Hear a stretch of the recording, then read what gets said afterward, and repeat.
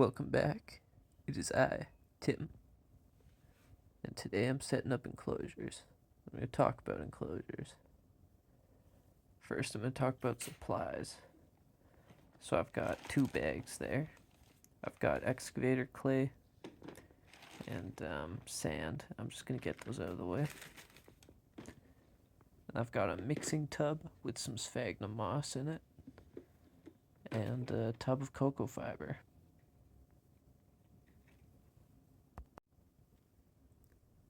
Yeah, this is what I use.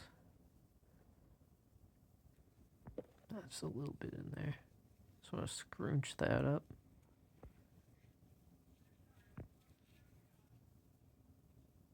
Always fun to do with one hand. And you know what? That is pitiful. Let me get some more. That's better. Get it all scrunched up.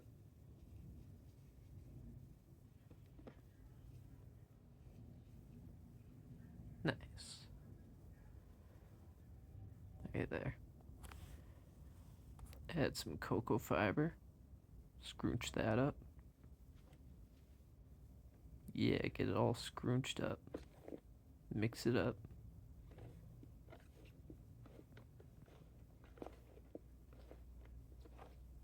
Nice. Thinking that's ready.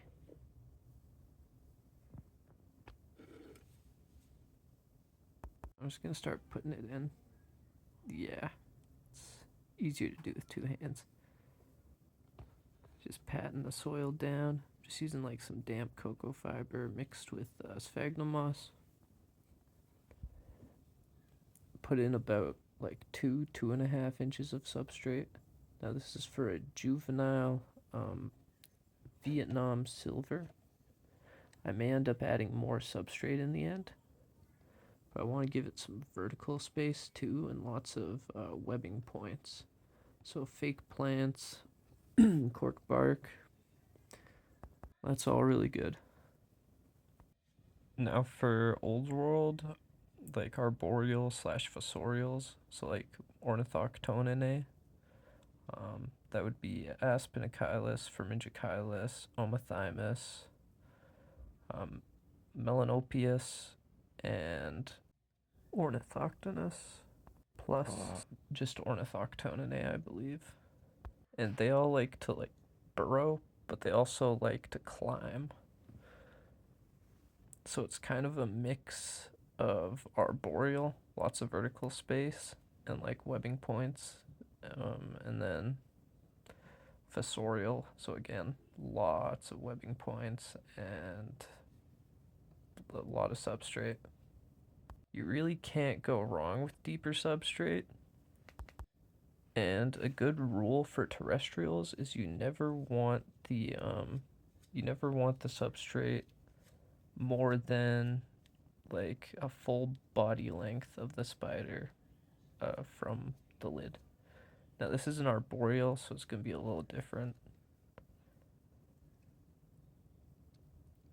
Yeah, lots of fake foliage. I do want to get into live plants. Live plants are cool, but tarantulas do destroy them. They already destroy the plastic ones, so I mean this is just cheaper. And I find, you just load up your cork bark, your plants, your water dish, wherever. If you get it all sorted out like a Tetris puzzle, then yeah, works out pretty good most of the time. I'm thinking of extending this piece of cork bark by gluing these 2 pieces together at the seam. That should hold. I've done that before. It's not a big deal. You just have to make sure it dries and off gases before you put it in. Here are some other enclosures I've got. This one's for Vietnam silver. This one's This one's for my A. rufus, Sphagnum. Yeah, that one's pretty nice looking. And then I've got this great big cork tube for my P. erminia and lots of sphagnum moss for curtains. Yeah, should be good. And here I'm just going to add a little bit of moss surround the enclosure, make it look nice. It's all really simple. You just follow some steps and you're good. You definitely want to check which species you're making an enclosure for before you get into it though. Just gonna set that back so I remember to glue it.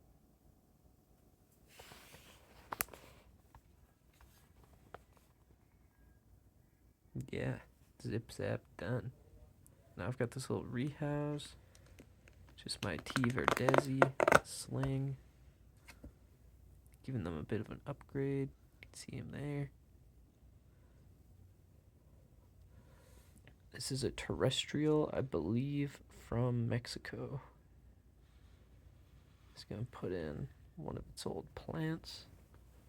Usually when I rehouse, I put in some old webbing or an old plant or something, just so they feel more comfortable. There's more familiar scents for them. There you can see. He or she is off. I think it's a she. She's been small for some time. Yeah, that's all. Yeah, I'm gonna set her aside. Bing, bang, boom. I will put her away. And that's all. Thanks for watching.